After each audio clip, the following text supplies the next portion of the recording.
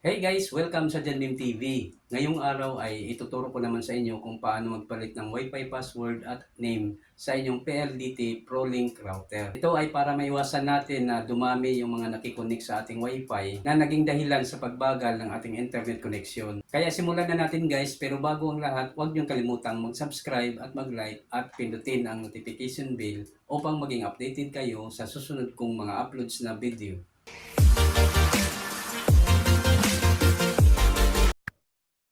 So ganito yan guys, bago tayo magsimula, kailangan nakakunik na kayo sa inyong Wi-Fi router. At kung connected na kayo, ang unang gagawin natin ay mag-open ng internet browser. Kahit anong internet browser ay pwede nyong gamitin. So itap lang natin itong Chrome. Then pag nag-open na siya, itype lang natin dito sa address bar yung IP address ng PLDT ProLink router. Itong https://192.168.1.1.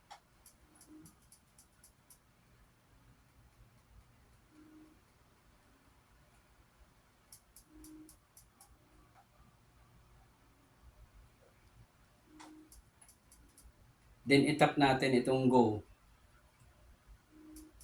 So ito yung lumalabas. Your connection is not private. Attackers might be trying to steal your information from 192.168.1.1. For example, password, messages, or credit cards. Pero okay lang yan guys at huwag kayong mag-alala dahil router lang ang bubuksan natin. Kaya itap lang natin itong advance na makikita natin dito sa baba. Then meron na namang warning dito. This server could not prove that it is 192.168.1.1. Its security certificate is not trusted by your device's operating system.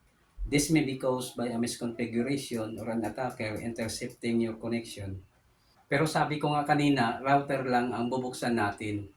Kaya itap lang natin itong proceed to 192.168.1.1 unsafe. So ayan guys, ito na yung kanyang login interface. At dito sa account, ang ilagay natin ay admin.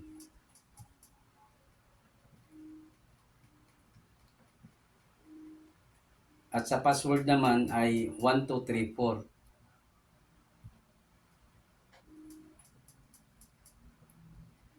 Then itap natin itong login. So dito may nakasulat, please change the following password immediately for security reason. So kailangan natin magpalit ng panibagong password. So dito sa new password, kayo na ang bahala kung ano ang gusto nyong ipalit ng login password. Sa akin, halimbawa, ang ilagay ko ay janmim_tv at 2023.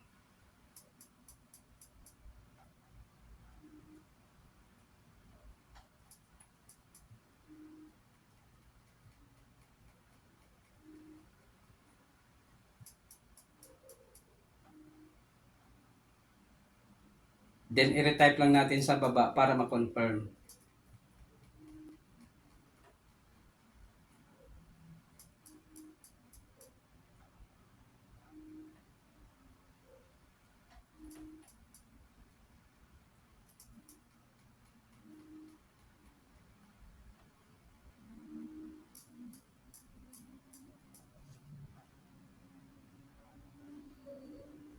Next, dito naman tayo sa SSID name or yung kanyang Wi-Fi name. At kayo na rin ang bahala kung ano ang gusto nyong ipalit na bagong Wi-Fi name. Sa akin, halimbawa, ang ipalit ko ay John name.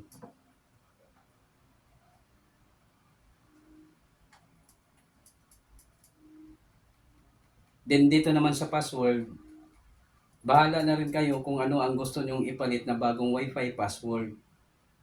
Sa akin, halimbawa, ang ipalit ko ay janmim_tv at 2023.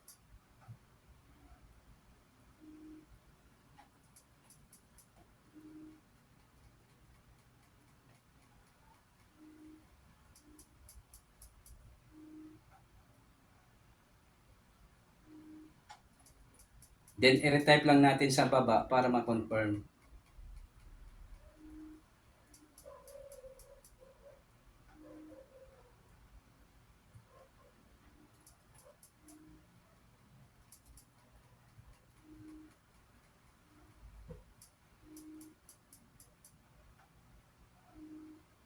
Then pagkatapos itap natin itong apply changes. Pagkatapos niyan ay madi-disconnect tayo sa Wi-Fi router. I-reconnect na lang natin siya ulit gamit ang bagong Wi-Fi password. So dito guys, makikita na natin yung ating bagong Wi-Fi name, itong John Mim. At itry natin mag-connect dito gamit ang ating bagong Wi-Fi password. So itap lang natin yan. Then itype natin yung kanyang bagong Wi-Fi password.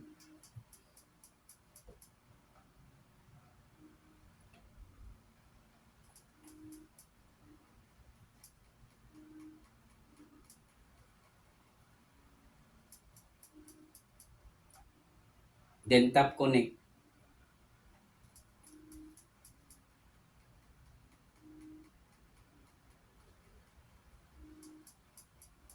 Ayan, connected na tayo. Then maglagin ulit tayo sa router. So dito i-type natin admin.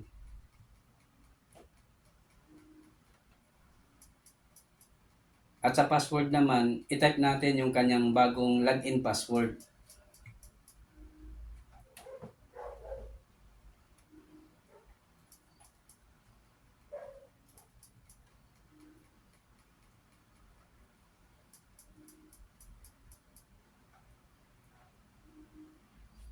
Then i-tap natin itong login. So ayan guys, ito na yung dashboard ng PLDT ProLink router.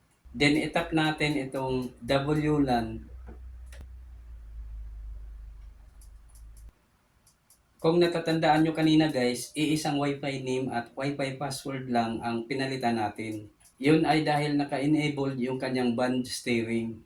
Kaya magkasama na doon yung 2.4G at 5G Wi-Fi network. Ngayon, kung gusto nyong paghiwalayin yung 2.4G at 5G Wi-Fi network,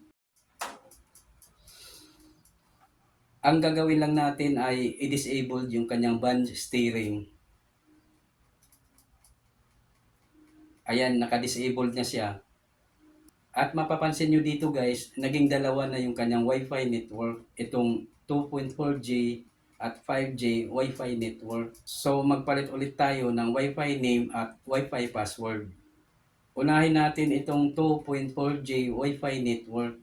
So dito sa SSID name, halimbawa ang ilagay ko ay Wi-Fi 2.4G.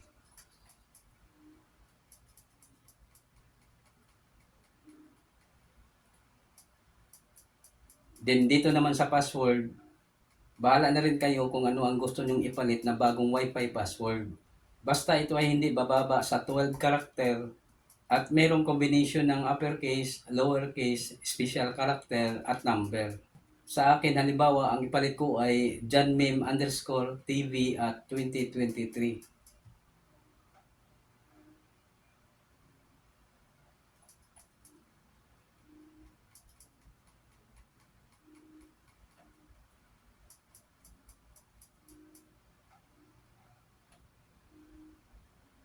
Then, i-retype lang natin sa baba para ma-confirm.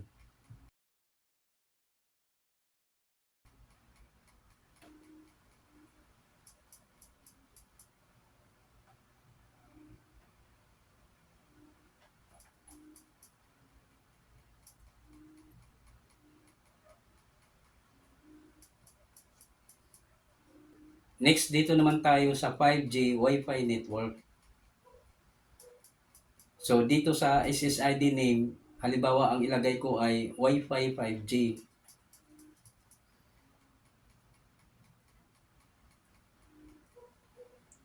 Then, dito naman sa password, bahala na rin kayo kung ano ang gusto nyong ipalit na bagong Wi-Fi password.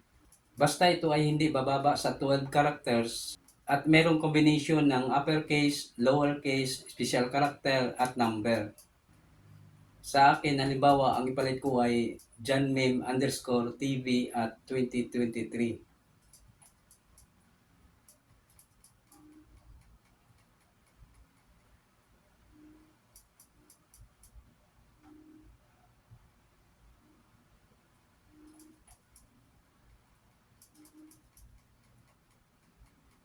Then, i-retype lang natin sa baba para ma-confirm.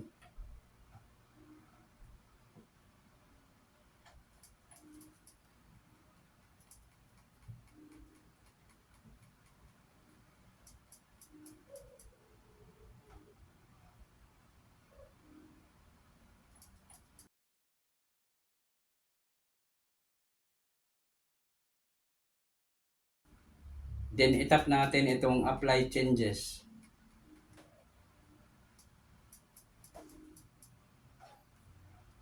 Pagkatapos niyan ay madi-disconnect tayo sa Wi-Fi router. I-reconnect na lang natin siya ulit gamit ang ating bagong Wi-Fi password. So dito guys, makikita na natin yung bagong Wi-Fi name na ipinalit natin. Itong Wi-Fi 2.4J at Wi-Fi 5J. At itry natin mag-connect dito sa Wi-Fi 2.4G. I-tap lang natin yan. Then i-type natin yung kanyang bagong Wi-Fi password.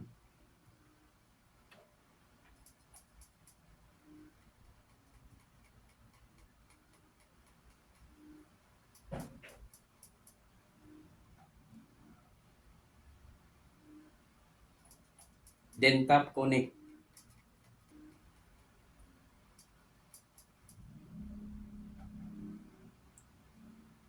Ayan, connected na tayo.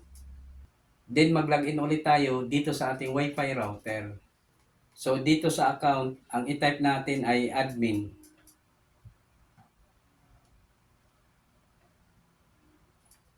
At sa password naman, i-type natin yung ating bagong login password.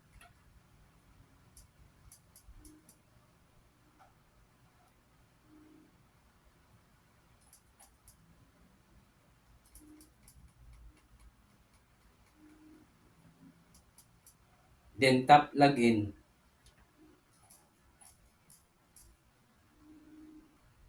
Ayan, nakapag-login tayo gamit ang bagong login password.